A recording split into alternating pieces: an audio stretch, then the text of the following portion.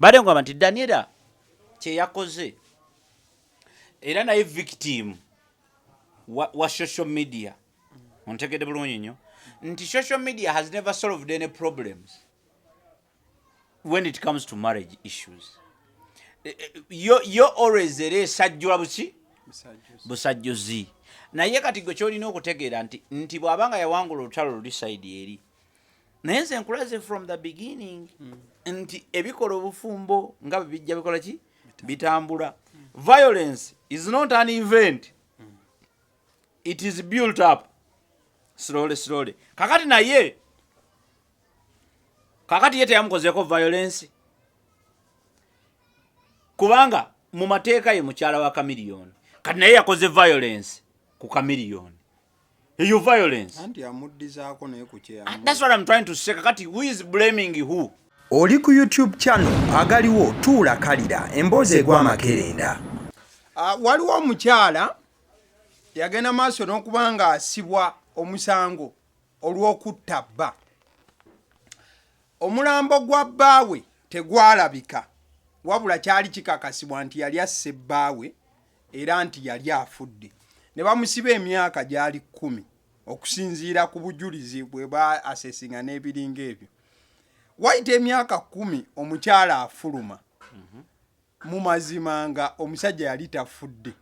Wabula nga omusajja yali mulamu nga ya relocatinga nga yawasa n'owasa omukyala omulala.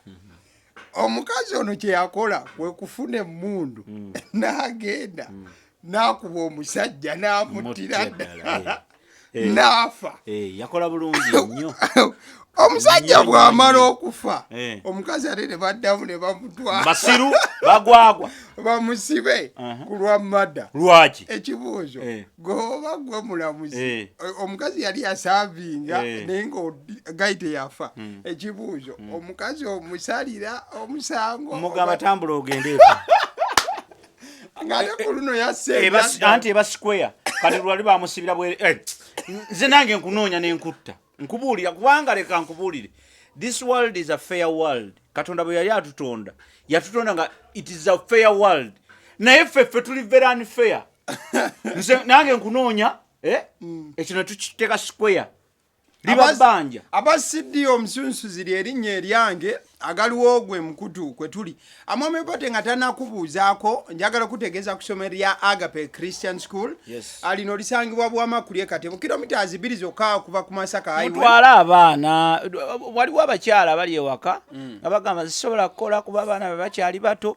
Essomero lya Kisulo kyokka liva ku nursery paka P7 emitwalo 65 naye bali balabirira abaana ba nursery. Olabirira ddala nga kwegamba olaba nti omwana ali home away from home babalabirira bulungi so mbadde nsaba amasomero nga gano tugali recommendinga gabeerewo ate liri ku musingi gwa bukristaayo nti omwana akula nga amanyi nti yesi yasinga oba ne muzadde oba ne Katonda yakola ki yasinga abatulaba muli mutya mwasuze mutya mwasibye mutya mwebale gyonna gye mutuusaako engalo. Nze Samuel Kalungi okuviira ddala mu kitongole kya Zinga yaffe tukkiriza nti enkulaakulana etandikira ddala awooli awo wennyini wooli enkulaakulana weetandikira. Tukkiriza nti bw'obeera n'obuvunaanyizibwa ate beera ready okuwembalirira. Baganda baffe bangi tebaagala kuwambalirira ayagala bamugambe nti nze bayagala nnyo ebitiibwa. Abantu bangi baagala ebitiibwa naye nga tebasobola kuwambalirira yaabyo. Kati bw'obeera taata kale leka oleme kugamba bugambe nti bampita taata naye lagana awaka nti oli taata. Bw'obeera maama era kikole bw'otyo mu ngeri efaana bw'etyo. Mbabuuzizzaako muli mutya mwasibye mutya. Tuli mu sizoni ya gandaalo mubeereko n'abaana bammwe mubabuuzeeko mwogereko nabo mukyakaleeko nabo musanyukeeko nabo. Yes tweyanza nga tutuuka kuba nti wiiki tusemberera okugimalako. Twalabye omukyala Daniella Atim Daniella Mayanja mukyala wa Dr. Jose Chameleon if she is still in court. Era mukyala we Okay, kuba divorce tenabaawo. Gwe walabye ku divorce Okay. papers. Kale omukyala wa Dr. Jose Chameleon, omukyala Daniella, yavuddeyo n'awandiika akantu kegenda okusomamu, then for you to get the full information tujja genda mbirala. Yagambye nti, hi, my name is Daniella. I live in a Minnesota suburb with my 5 children. My faith is anchored in Jesus. His grace, love, and mercy changed everything for me. I am social and love to be around people. I wasn't social for a very long time, and I am a foodie, and I love coffee and hot tea. I moved to the US exactly 5 years ago and sought asylum from many things, including domestic violence that I endured for 16 years. I am a single mom with 5 kids on my own. Even though the age I am turning this year sounds too serious, I'm choosing to relive my early life while healing my nervous system. I am a beautiful work in progress. Say no to domestic violence. Nti omukyala agamba nti alina abaana 5 essaawa zino ali mu Minnesota era yeebaza ekisa kya Katonda okubeera nti kyamukyusiza buli kimu. Agamba nti ayagala nnyo okubeera mu bantu naye ate amazima gali nti gye buvuddeko yali tasobola kweyagaliramu ekyo kyayagala olw'ensonga nti olw'ebyo ebyali bimwetoolodde ye ng'omuntu. Agamba nti mu United States of America amazeeyo emyaka 5 bweddu gye yagenda ng'anoonya obubudamu ng'ebimu ku byali bimunoonyesa obubudamu mwe mwali domestic violence oba okutuntuzibwa okukubaawo mu maka. Kwe yagenda maaso n'okuba nti ayitamu era yakugumira okumala emyaka 16 bweddu. N'agamba nti ye single mother wetwogerera ow'abaana 5. N'agamba nti naye kati essaawa zino afuma nnyo okulaba nti obwongo bwe abubudaabuda budde engulu buterere n'okuva mu kutulugunyizibwa okwo kwe yafuna. N'amaliriza ng'agamba nti alwana nnyo okulaba nti tewabaawo butabanguko mu maka mu nsi yonna bugende maaso n'okuba nti nno bugonjoolebwa oba bulwanibwa wano na wali. Of which bw'agamba nti yali mu kutulugunyizibwa okumala emyaka 16 mu maka. Omuntu gwe yali naye si mulala is Uganda's finest, East Africa's finest, Dr. Jose Chameleon. Esegeeza nti essaawa zino bw'ogamba nti wali mu kutulugunyizibwa mu maka, omuntu gw'oteeka mu kifaananyi oba gw'osika mu kifaananyi si mulala ye Dr. Jose Chameleon. So that is Daniella for you, of which waliwo wano picture ya artist omulala abeera nti akosebwa mu kyo but era tekijjaawo kiri nti wadde artist but ekyogerebwako kyekyokuba nti yalina omukyala okutuntuzibwa ne kubaawo kumala ebbanga lya myaka 16 gyagamba nti lyagumira ye nga Daniella. What's your say? Well, family is a very complex issue. Family is very complex in that context. Ngazi erimu ebintu bingi ebitalabika n'ebirabika. Then family, then mulimu kye bayita marriage, obufumbo nabo buli very complex ate tebuli uniform, tebufaanagana. Obufumbo bwo ne mukyalawo tebusobola kufaanagana obufumbo bwawe ne mukyala wange n'obwo tebusobola kufaanagana naye nga ate bonna bulina principles kumpi ze zimu kuba mubaamu omukyala mubaamu n'omwami for that matter. So olw'okubanga twogera ku kintu ekiri complex tetusobola kyogerako with a lot of feelings.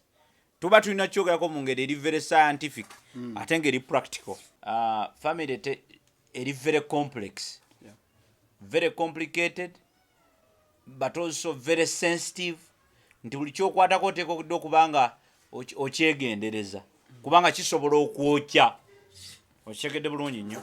Kati obudde buno ate nekyo kya society kubanga ffenna tumanyi nti buli muntu yenna awangaala ne bwolaba omuntu yenna wonna waali aliko ekintu, alina ebintu bibiri ebimubeerako. Wabeerawo kye bayita family. Okitegedde? Oli family eyo eyinza okuba nga yafa dda nga teriiwo. Okitegedde? Naye aba yalina family. But that is your origin. Exactly.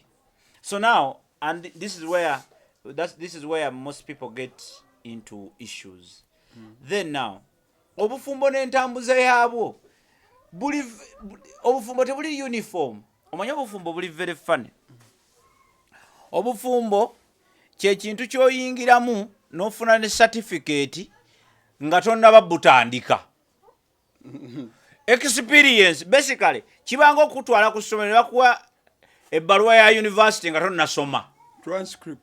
Ne bakuwa transcript yo ne baka yiino nga tonnatandika kusoma. Oba ne bakutikkira ku university naye nga tonnatandika kusoma. Kati ne bagamba kati transcript yo yiyo kati soma otuukirize ebiri mu transcript. Oyinza ogweddala. Ofune marks eziri. Allah, gwe bagamba ku transcript bakubuuza buuza obufumbo that's so complicated obufumbo gye bulimu. Bakubuuza bubuuza. Oyagala grades meka ku university. Oyagala first degree, second degree, upper, second degree, oba oyagala third degree. Kati golo okuba naawe oyagala nnyo. Ogamba njagala first degree. Nga bagamba nti yiyo erimanyago abasidi omusonsozi. Kwata kati genda osoma otuukirize ebyo ebiri mu transcript. Kufafa ne course work. Bwota bituukiriza tugikujjako. Nkubuulira oyinza okukoma okugirabako ku olwo. N'otabaako ky'otuukiriza mu transcript gye baakuwa. Kati obufumbo bufaanana. Obufumbo bakuwa transcript nga tonnagenda ku university. Bakuwa marriage certificate ne bakusiibuula ne bagamba nti kati gwe mu bufumbo gwe toyogerekeka. Wafumba dda wakuba dda. Tegedde ne bagikuwa ne bakuwa omuntu nga Abbas. Kyokka ng'obufumbo ngenda atandika butandika. Obutandika ku olwo obutandikira na mu woteeri. Okyegedde bulungi nnyo. Obutandikidde mu woteeri n'ewaka gye mulaga tokola ki? Tomanyiiyo.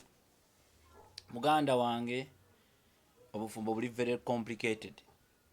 Era abantu abasalira abantu emisango mu bufumbo olina okubeegendereza. Ku bibiri kubaako ekimu. Baba either tebabumanyi oba si kyo babeera baba tebabumanyi nga tebali bafumbo. Ekyokulwa olumu abamu baba beesiriwaza bwesiriwaza. Baba bamanyi amazima nga beewunza. Omanyi abantu baagala nnyo okwogera ebisanyusa abantu. So nze Daniella, first of all omusaasira kye yayitamu. Omanyi domestic violence is also a big thing. By domestic violence kitegeeza bingi. Kitegeeza physical, emotional, psychological, which is always informed by the individuals mu bufumbo. Ochegedde. Bw'oba onoofumbira Sheikh Sulaiman manya nti ono politician. Bajja mukubira ekiro ku saa 8 bamugambe tulina meeting mu State House. Ochegedde. Asituke nga teyenyiza nga ggwe obadde olowooza akazanyo kagenda okutandika. Weetegese nnyo. Ochegedde akugambe nti sokoleke president yakubye ateke ayambale ng'omulaba bwoti asituke akume emmotoka ng'omuwulira avuge agende ku saa 8 ogw'ekiro agenze mu State House. President amuyise. Ontegedde bulungi nnyo.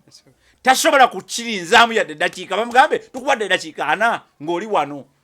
Oluusi emmotoka bamusindikidde ne paatulo ku mulyango ekuleeta liidika weeri awo ku mulyango ekuleeta wa mu State House. Kati ate gwe nakyejo gwe wafumbirwani Sheikh Sulaiman. Era nga wasenga nga buli kimu okikoze eki. Oyagala Sheikh Sulaiman akole buli kyowulira senga kye yayogerako. Oyagala olabe nga Sheikh Sulaiman akikola ki? Akituukiriza. Guba guyiise. Kitegeeza wanakikola emirundi 3. Eba domestic violence. That is violence. You are not satisfying your woman. Buli lwaba oyagala okusanyusa ate ogenze mu State House, ogenze simanyi mulina meeting e Masaka, mulina meeting e Mukono, mulina okwekalakaasa egindi, mulina ogenda ewa Kabaka, mulina okukola ki? That is domestic violence. Yobola obufumbo bungi obw'abantu ababebuvunaanyizibwa ku level eyo. Gwe weebuuza ati ye omusajja obuvunaanyizibwa ow'ekitiibwa gundi alemererwa atya omukazi so nga ate ffe disitulikiti yonna atumanejinga. kubanga omukazi first of all teyategeera wawe yali afumbirwa. Yali mulimu abakazi abamu abafumbirwa aba celebrity nga yandibadde afumbirwa aba boda. Sagala kitwale personal. Waliwo abakyala abafumbirwa aba politician nga ekyamazima yandibadde yafumbirwa musajja wa taxi. Oshegedde nga musajja wa taxi ono asobola okukeera ku makya n'agenda 12 n'adda 11. Ntegedde waliwo abantu waliwo abafumbirwa ba DJ. Twagenzeeko kwa Banibba wa Kirabi ku makya ssaawa mmeka? Ssaawa 2 DJ akyali ku mulimu atakula byuma kuba bakiraya nti bakyaliwo bakyanywa. DJ ali kuki ku desk atakula byuma alina omukazi ewaka gwe yagamera okugaba ku ssaawa mukaaga nti otuka ssaawa mmeka? Ndoza ku 8 n'abantu kati bukedde ziri 2 kitundu. Bw'obanga omukazi gwe wafumbirwa tategeera tasobola kukkiriza agamba ndoza wavudde mu kutakula ebyuma n'otakulako naye walala. Obwo bwe bufumbo. Nkulaga how complex obufumbo bubeera. Ate nga Eva bwe tufumbirwa oba bwe tuwasa abantu nga yakwagadde nga ggwe tayagala byokola. Not your profession. Ye tali ku profession yo. Abantu abamu abasawo abawala abamu bafumbirwa abasajja nga dokita. Ye yagala dokita. Dokita ku 8 kitundu akyali mu ddwaliro akola ku client. Kyokka client gwakolako mukazi. Those are complex issues.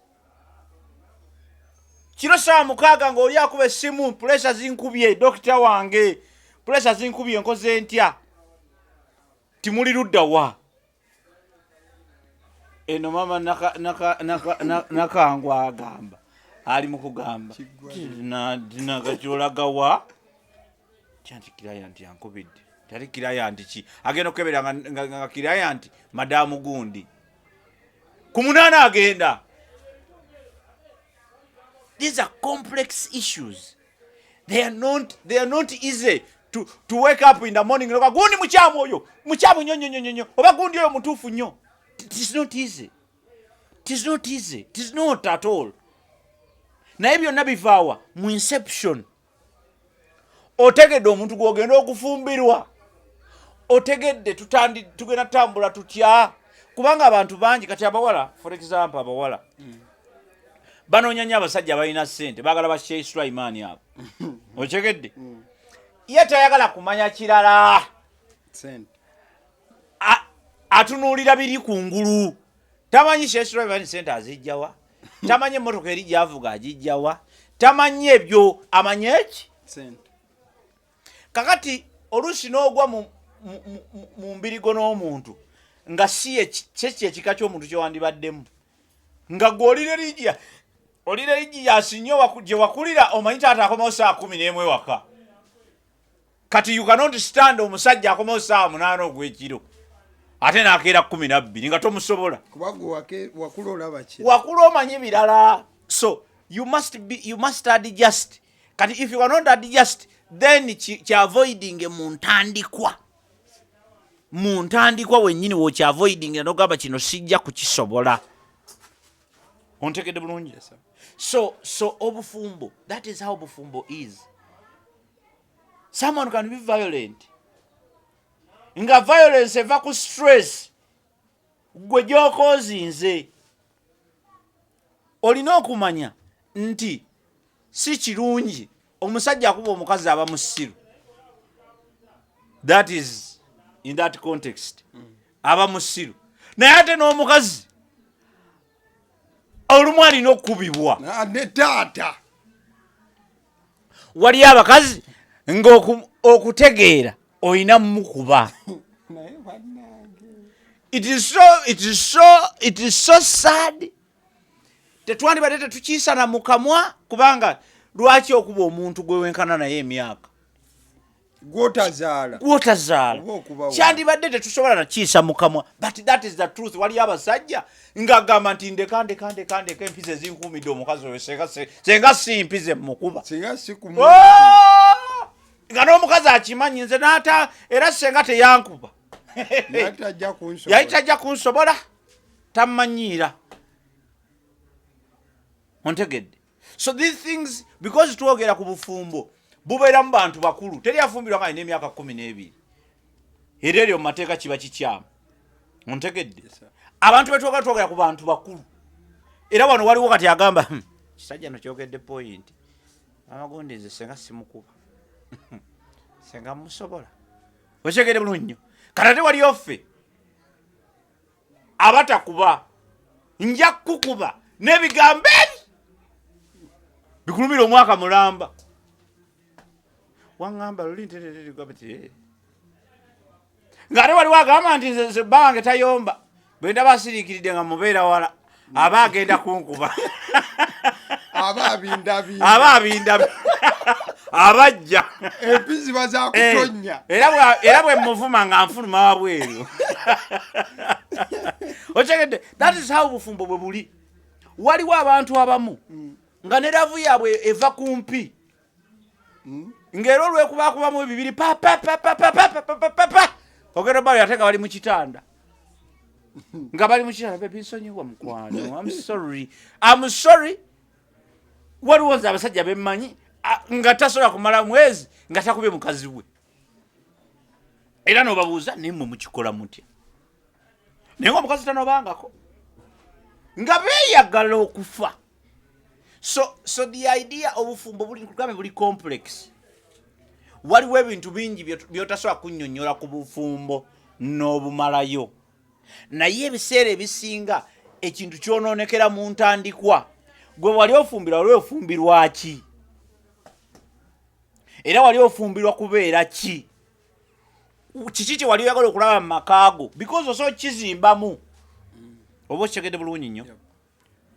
Bw'oba omanyi nti bbaawo wa lugono waliwo ebintu by'okola ne by'otakola as simple as that. Nze omukazi wange ebintu by'atayagala ate nze nga nze mbyagala nnyo nembyesonyiwa mu bulungi kasabe nga tebikwatagana na bizinensi zange because omwe tujja ssente ate zinaatubeezaawo kasabe beera nga tebijja kugira. Waliwo abakazi abadictatinga n'emikwano oyo Abasi nze simwagala saamusiima naye Abasi gwokola naye Abasi oyo nze omwakanuyaga amaaso ajjaabo nze simwagala nno era wandirekeddeawo okukola naye okyegedde bizinensi eba efa ontegedde bulungi nnyo. So and that's our idea nti some women and men simply fail to understand obufumbo bwakwegumiikiriza. Mu bufumbo temulimu mutuufu na mukyamu era obufumbo principle ya wrong and right tekolamu mwenna muba batuufu. Look for the truth mu bufumbo bwammwe as simple as that. Naye kasa mutandika okugamba nti ono mukyaba ono mutuufu kiba kiyiise ekyokubiri obufumbo bw'abantu aba kasa busala ne bugenda ku social media buba buyiise. Bw'oba ogumidde emyaka 16 lwaki oyogera kati and she's in the process of healing. No and she's even out of that. But you're scratching a big brand ebalisa. But maybe she's trying to help other people not fall prey of the same. A violent man is made. A violent woman is made. You get my point? Tewali muntu yazaalibwa nga ali violent. Takana kano. Enva gye kavuddeyo. Enva eyo gye kavuddeyo kajja kuba kuba emigeri. There's none of that. Violence gwe tulaba olumu. Abantu gye bakulira. Ontegedde. Okula ng'okuba mukazi wo, abaana balina okuba girlfriend baabwe boyagala toyagala. muyinza okuba bwe babeera banenzi bana mubaamu ogwo agamba ze sijja mukuba abaana bo bagamba ani gwomanyiira. So violence tetandika abruptly, ontegedde, teva buvyeri neegwa someone is violent. Violence eviira ddala wala. Bagamba muze mubigufiira ku mugumba, ontegedde. Violence teva wano, eva wala ddala. Wachegedde bulungi nnyo. Some women are violent. Kyongambye abasajja, some women are very violent, very. Onchegedde, nze nina girlfriend yankubanga empi era kyekyamugobya. Alala nga yangu y'oluyi ng'akugunjula. Okoze ensobi ng'ayangu y'oluyi. Tewazimba matama. Yankuba empindo zaalinga bbiri nemugoba. N'olungula amatama. Nemugoba. Ate nga seba akusaasirirawo ne ngamba onajja kunkuba. Onajja kunkuba ebyaddala. Era kati wanalabika saagisambu. Ekiyita waggulu watega wansi. Ne ngamba onajja kunkuba. Nakati gyali ate takyali wange. Nezaali MPS? Ne ngamba ono. Ne bwakubira towulira ng'awuba empi eri gy'abeera ku ssimu. Ngamba ono onajja kunkuba. Nomugamba. Era nakati agenda kundaba agamba oyasa. Wamugamba. Namugamba. Anat ojja kunkuba. That see Anat. See Anat. But what I'm really trying to say, what I'm trying to say is kati naye ngenda okukitegeera oli omwana yali violent kubanga ne waba ali violent. Kyali mbuto. Yes. Kakati violence mu maka eri made. Kakati tulina obuzibu bw'obwavu ne stress. Kyova olaba nti performance y'abasajja yakendeera nnyo kubanga ekyo nakyo kyekimu ku violence, kyekimu ku mbeera lwaki amaka gayiika ennaku zino. Sex takyanyuma. Mubi nnyo kubanga abantu baavu batuleetera buyaka. Kabeera wano ku kisenge bwe kati ate bagenda bakateeka wano mu lukubo olugenda mu kisenge. Kati oba oyitawo titi ogenda tunulako bwoti 0.4 ogenda tunula ku simu nga kuliko nusu kakaaga. Tosobola kuba n'amaanyi mu kisenge, tosobola ogajjawa. Okyegedde oleka bisera agamba ti amasannyalaze gagenda kuggwako twetaaga nga mitwalo 2. Okyegedde kati obwavu is part of what is causing all this mess in families. Tunatundira bino byonna the violence. Abawala ennaku zino balina bino ebintu byabwe bamiramira ebyo tebagala kufuna mbuto ndoza. Kakati their sex life is wrong. Do you remember? Sex is one of the pillars of family. Ate ngumu abantu zebazalawa zebazalawa abantu bagenda okutuuka oli atuuka nga sexually nga they don't feel nothing completely. Abasajja babeera mu mayumba omwo nga sex amunoonya ng'amunoonya nga anoonya engoye saati ayigga muyigge. Okitegeera kati the violence must happen. Remember abasajja tebalowooza bulungi nga kati ako tekaliiwo. Bw'afuluma bw'ati tali kiriya olugenda e Kampala abeera mu kulowooza wakala kazi ono akumanyiira we yandi badaloonyeza ssente tazinoonya agenda okukomawo nga busungu alina bungi. Okyegere mugenda kwogera muti ng'akuba empi kati nga kifuuka kya bulijjo. Gwolowooza lwaki? Nedda gwolowooza lwaki olwaleero? Lwaki gwolowooza olwaleero wenjogerera wano? Lwaki olowooza olwaleero wano wenjogerera? Ekimu ku bisinga okutunda mu Uganda olwaleero gwe gamba nti nina amanyi g'ekisajja. Nina eddagala y'amanyi g'ekisajja. Simanyi gano galeeta amazzi, simanyi gano galeeta olabe ekiyinza okukutuukako. Simanyi lino bwe likwatako kukumanga ono lwakwata era nze ntambula n'owange.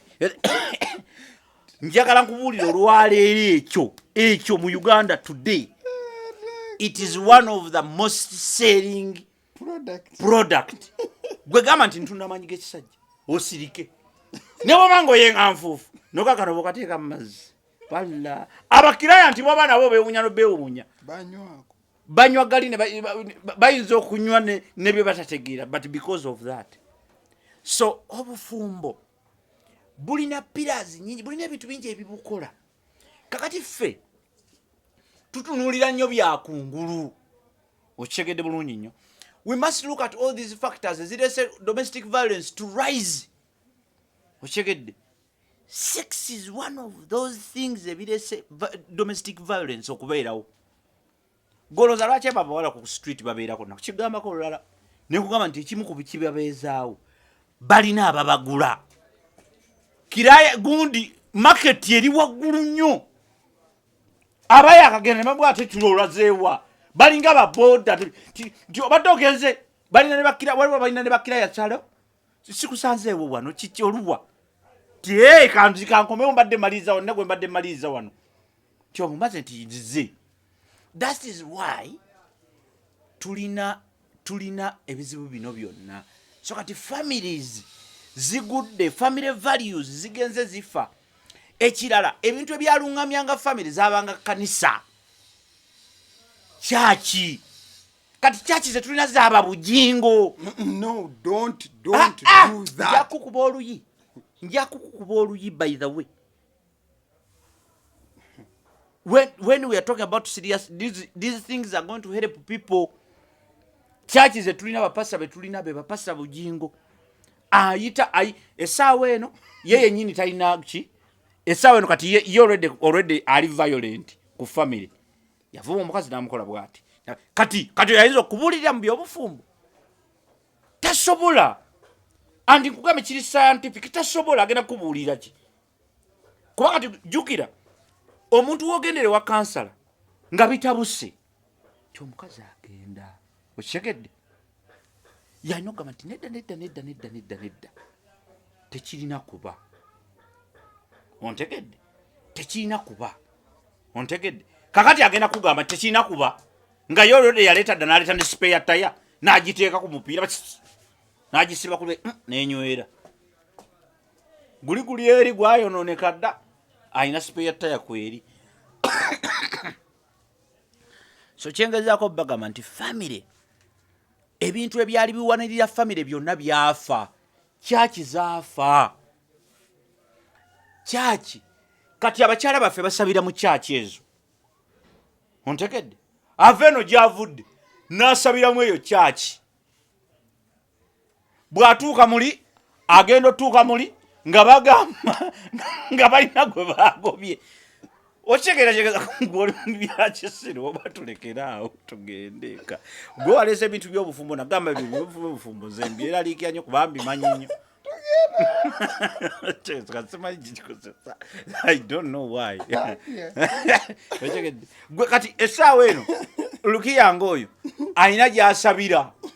Pasita we yawasizza omukazi ow'okubiri. Kakati Lukiya mbulira Lukiya bw'ataagambe kanonye musajja mulala. Kubanga okubulirwa yakufunye dda. Okigedde bulungi nnyo. So this bino byonna bye bigenze bitta obuki obufumbo. Nkugambye kubaddako point ziringa 3. Nkugambye obwavu, nkugambye sex yakendeerera ddala mu bufumbo. One sex oyo alina engeri gy'agenda azza abantu emitwe. Oli abadde atalowooza obi n'alowooza bulungi. Obwavu bungi nnyo. Tetulina amasinzizo mwe mwali mutambulira abaana abawala okigedde nga bababuulira ffe bwe twagendanga okusaba ng'abawala basigalayo okweba emyaka 16 wano nga bababuulira temweganjabula temukola biki temwegalabanja eyo ekyaki kyeyakolanga abalenzi nga naffe tulina gye tugenda ontegedde nga naffe ne batubuulirira temwepankira ku bawala bali kati omwala agenda okuva eno nga bamugambe te abalenzi bakwepankira ko n'omulenzi bamugambe tewepankira kwaki kati omwana agenda okutuuka okuwasa n'okufumbirwa ng'ebintu byonna muteeketeeke bulungi naye kati tulina abaana abawala ababeera ennyo abakola ebyobufumbo ennyo okusinga n'abafumbo ng'abikola emirundi 7 olunaku kati gankubulire there are girls and boys who get more sex than married people. Yes, kubanga bo abeera n'owokusaawa ennya n'abeera n'ow'ekumi gwagenda osusula naye kakati n'abeera ku lwokusatu alinayo ku lwokuna alinayo ne ku ssande alinayo gwe oli sitaaka ewuwo ontegedde nnyo ewuwo gwe waka anse vaako maama ono gifuula pate ku ssande tetwakola ku ssande ontegedde leero weneezidde ero we maama tonzite tonkaddiye akati nga muli ku kirala baani abantu abalaba oba tulekeraawo program twogere biri ebyo byoyagala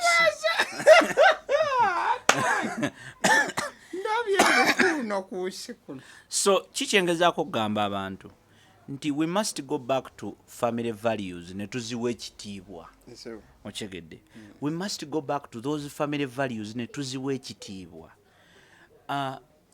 ebintu bingi ebitaagudde obufumbo ebimu nga byebyo science ne tekinologiya ontegedde aleese kinene nnyo naye butya bwe muyinza okukozesa science wammwe ne tekinologiya okubeera nga abayamba instead of babreakinga okitegeera bulungi omusajja abeerawo ng'abeera ku ssimu aba bw'ati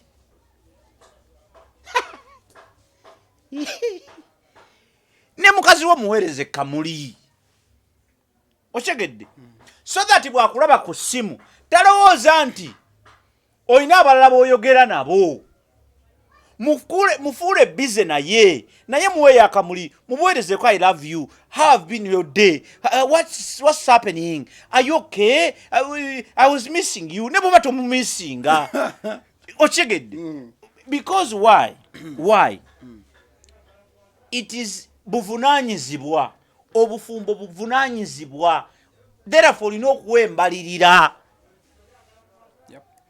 kyova olaba nti edda kyalina very clear edda nze taata wange ne maama wange tebeefuna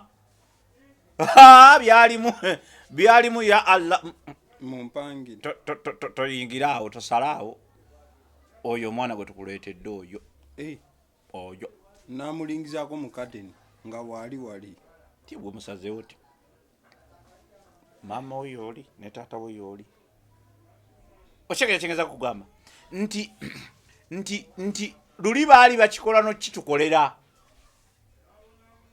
nti laavu ejjira mu bufumbo kati abantu abasinga bayingiza laavu gye basoosanga tebannaba kutandika bufumbo obufumbo tebutambulira ku laavu obufumbo butambulira ku buvunaanyizibwa kyova Chameleon bwe yabadde abaddamu yabagambye nti waliwo byenkola obulungi ate byo mbikola bulungi nnyo ontegedde so in other words yabadde akugamba nti don't judge me tanjajinga because emyaka 16 si myaka mitono senga Daniella yali it was that violent yandibadde yafa because violence means kwekuba na kinaki yandibadde yafa ontegedde kitegeeza nti obufumbo buvunaanyizibwa waliwo obuvunaanyizibwa obuteekeddwa okukolebwa obufumbo businga ku laavu kirala osobola okwagala omuntu nga tomuwasanga nako nga gyali eyo omwagala nnyo okufa era bwe mwesisinkana muba mwagala nakwetta bwesi naye nga siye mukazi wo oba yebbaawo oba ntegereka bulungi so obufumbo kiralamu kisinga ku laavu kati abantu abasinga balowooza nti laavu yefumba laavu tefumba mwana wa maama. So you want to tell me a lot of people are in marriage but love whereby love is scarce no laavu etambulira wamu n'obuvunaanyizibwa bwebanga laavu eritambula yokka awo mba mulina kwesangasanga eyo because what is love? What is love? Love is patience. Love is passionate. Love is emotional. Love is pain. Love is pain. Lwaki bakuba oluyate n'okaaba? That is love. love togirondo bamugwe byoyagala ako nkagala nyako nako gwe tosobola kubanga love otegeeza kuwa bimuli kyokka nga gwe love gyotegeera waliwo love y'okusula enjala naye n'ogamba era ono ye bba wange ewolani oba nasuza enjala ono ye bba wange ize ono yani ekyo love kyetegeeza lwakuba nti love mwe mumanyi bimuli. Love is not flowers. Love is all those aspects is love. The nitty-gritty. The nitty-gritty is the pain, the love, the what. Chovola bantu oli bamukuba olina agamba nti choka kyakubye. Namuka kati vayo nakamba koze. Because love esinga kukumpi ze baba kubye. Omanyi obufumbo. So kati abantu abamu bafumbirwa for sure. Nze mukazi wa sura. Toina na chongamba. Kyekiri eky'obuvunanyizibwa n'embalirira yaabwo. Okyegedde. Kyovola nti abakazi abamu bagaana n'okuwa abasajja divorce. Ng'ayagala kumulumya agamba nti nze mukazi we talina jajja kujja divorce papers. Naye nga takyali waka, takyakola takyakwagala. Talina jajja zijja. Tamanyiira. Nze mukazi we. Owempeta. Okyegedde. Ekyo nakikubawo kati obufumbo oba marriage is a complex issue. Etasalirwawo ku tweet. Era nalabye abantu bangi bavudde kamiliyoni. Hey, what are you talking about? Love is pain. Bolimba raba enezo kuba love. Anti ekyo violence ate gyokule. Violence. Gwe boboloza anti violence is an event. Violence is not an event. Omuntu wakubira oluyaba yakubadde endala nga asatu. Just nga tezikutuukangako. Violence esinga gwe ku kyolowooza. So domestic violence erine mu baana. Omwana bw'akuba munne waka n'amutta. That is domestic violence. I have a friend. Sijja kyogera kankireke. But what I'm trying to say is, even kids can be very violent to fellow kids in the family. That is domestic violence. Exactly. Because by domestic violence, we mean violence at home. Everything that. So can we fix violence in the house? Ngate tutunulidde kintu kimu. Because the only way to fix violence in Uganda is not by just looking at a man and a woman. But can we look at a man and a woman before they become men and women? At their childhood age. Ochegedde. Abantu nakugambye obwavu kyekimu ku bizibu bye tulina. Obwavu bupangisisa abantu akayumba ka lumuzezi. Eddiro n'ekisenge. Kitegeeza mu ddiro bayingira bonna ne mu kisenge bayingira batya? Bonna. Abaana katane ne mubana n'empisa embi ezisingayo mulwana buli ddakiika. Abaana balaba. So kati violence tesobola kuvaawo. Ngati housing ya Uganda tetulina na plan. Mu Uganda there is no plan. Oli akeera ku makya tulina abaana ba KCCA ne bajja ng'ozimba ne bakwata ebintu ne babitwala n'obawaayo 5 ne badda ne bonozimba n'omala. Tetulina planning. Mu Uganda olwaleero twandibadde tulina housing planning. Then let's deal with domestic violence. We stay and all that. How can it be curbed at the end of the day? Nkugambye ebyo byonna bye nkugamba bigenda otereza domestic violence. Domestic violence eviira ddala mu buto. Omwana ava buto ng'alaba abalwana n'awulira ng'okulwana kyeki solution y'ebizibu. Getting back to kakati bwe tutuuka eno mu bukulu ne tuyingira mu bufumbo. Abantu bangi bayingidde mu bufumbo nga tebateekeddwa ate tewaliyo na kinansinga bufumbo kubanga ebya binansinga obufumbo yali sexy. Pills zaayonoona sex takyaliwo. Wakutega walujjulungu wakutega kyovola nti kati eddagala ly'ekisajja litambula nnyo. Ontegedde. Ekyokubiri sente abantu baavu. Ontegedde bulungi nnyo abantu baavu bwe buzibu bibatawaanya. Ekyokusatu tekinologi wamu ono ow'okulowooza nti nno obufumbo butambulira ku status. Kale I don't know how much I hate you. Noteeka ku status. nezunga bane wabadde ki what happened mamugwako muyaye we tyalo kiki ekiriwo ono taata Jane yesiriwaza ochegedde kakati obufumbo butambula ku social media oba ochegedde bulungi nnyo oli ateka status nomanya nti ono bawe yamukyankalanyiza kale I wish I knew santandise makakati awo wenyini getting back to Dr. Jose Chameleon ne Daniella ababiri wano Chameleon aina status enene wewawo ne Daniella cause wobeera ne celebrity nga muyingidde mufumbo mwenna mufuuka celebrity couple ababiri nga bagenda maaso n'okuba nti bafuna obutakkaanya wano nawali Chameleon si ya ending up ngali affected mucho olwokuba nti no capital wo babeera abantu kati abantu buli bakufunako embeera bwetu ye nga Dr. Jose Chameleon tekiri naye mu kuba nti kimusika ku side emu career wise kakati obufu era ekirala ne Daniella kino naye takikozesanga embeera y'okuba nti retaliation naye mu mbeera y'okuba nti kati kankuddizeeko akimanyi bulungi nti ono omusajja kankuddize kalira akimanyi bulungi nti ono omusajja bantu nanga abantu bwe mbabuulira bajja kumpuliriza kuba mbadde naawe akabanga naye takikola mbeera yakumuddiza faya kakati Daniella first of all fe tumusaasira bw'abanga yayita mu mbeera egyayita eri violent for 16 years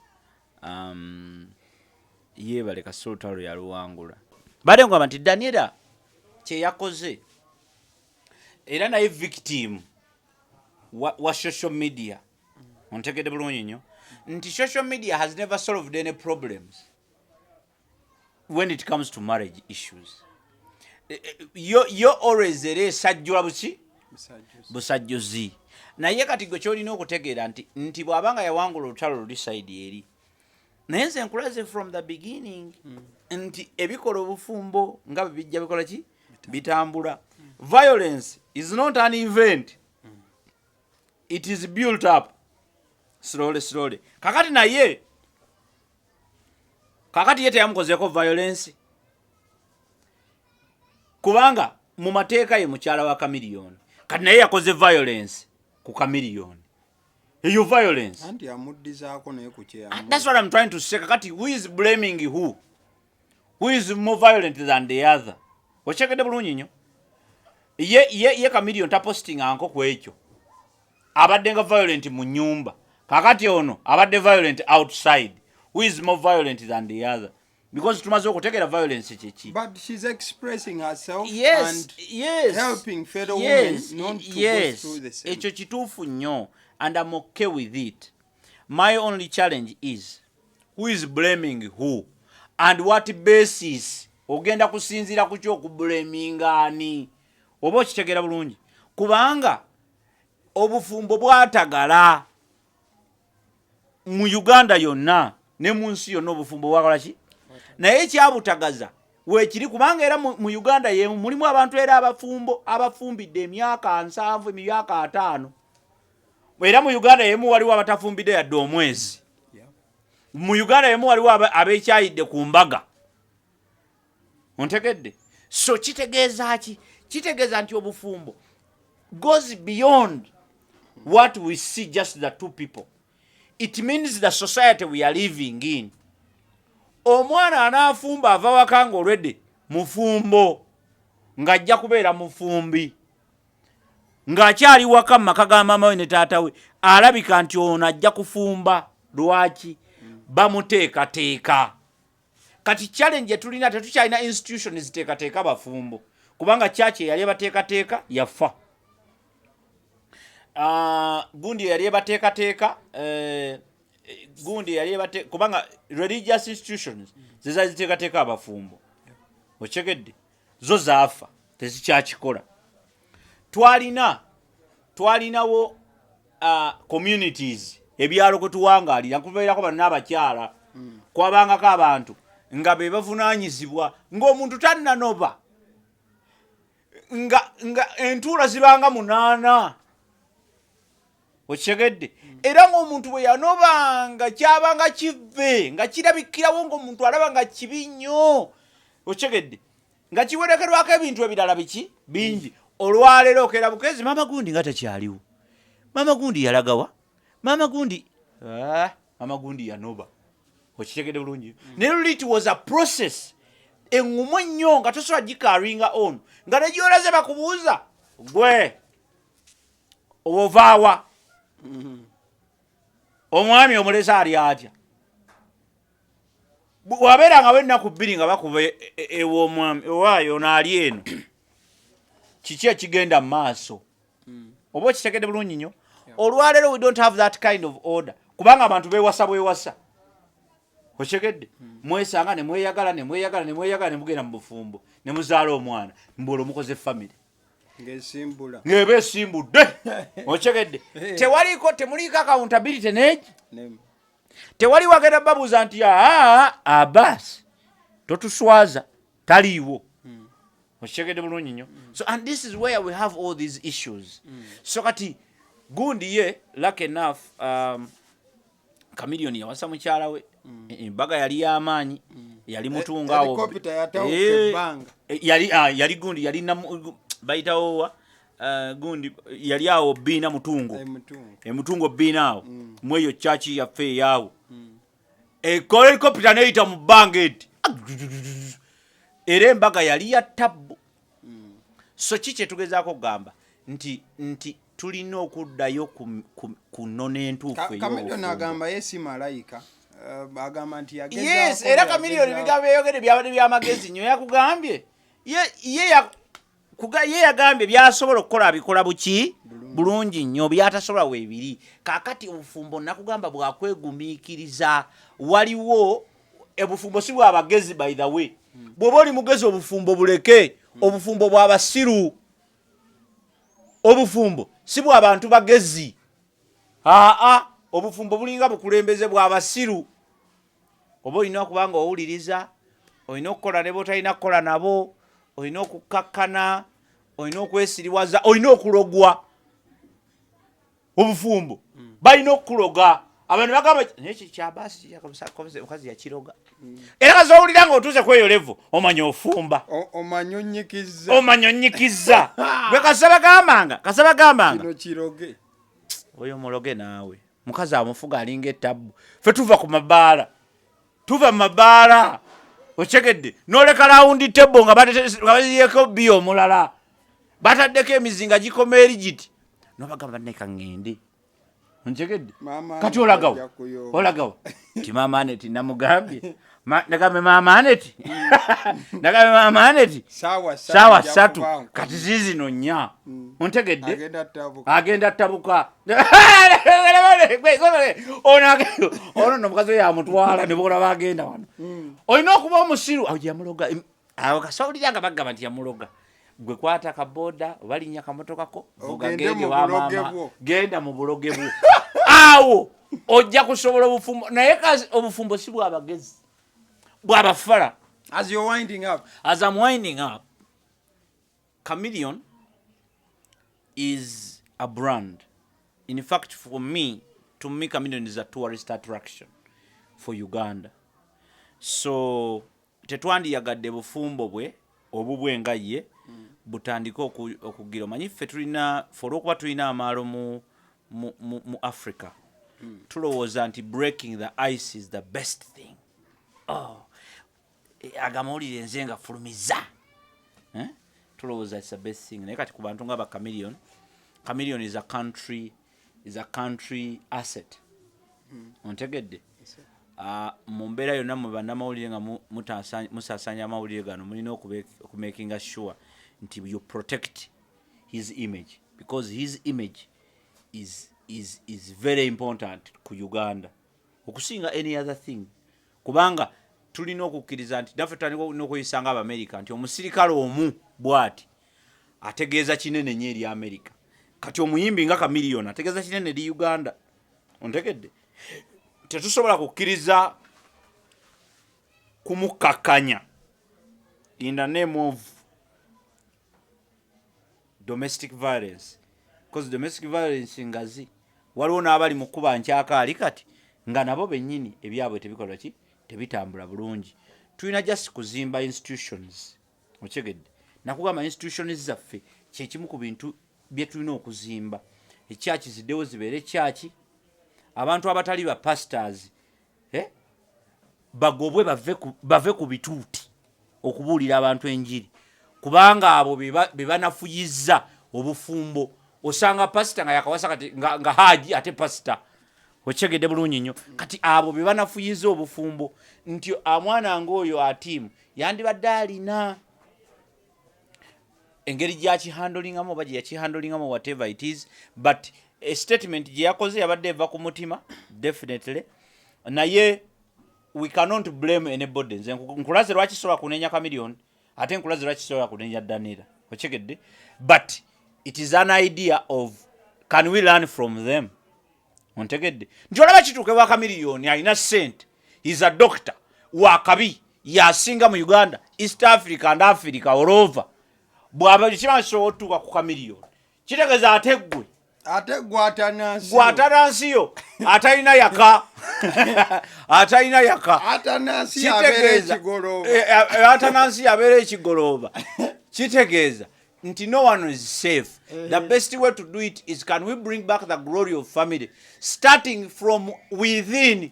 Tutandike n'abaffe tutandike n'ewaffe gye tuli gwe nga ontonayingira mu bufumbo soka weetegereze ogagani gwe nyingira naye mu bufumbo lwaki nyingiramu naye omusajja bwe musanze mu bbaala nga gy'omwagalidde please bwagamba ku saa 8 nti ngenda mu bbaala tonooma ontegedde leka agende anywe bw'oba omusanze mu parliament please tolowooza nti ekisajja tekijja kuggwako ekisajja kijja kuggwako oyingire parliament yafuuka minisita oba ggoddeyo mu kyalo bajja kumuyita ku 8 mu state house nga agenze mu meeting onoome gw'obufumbo buveeko.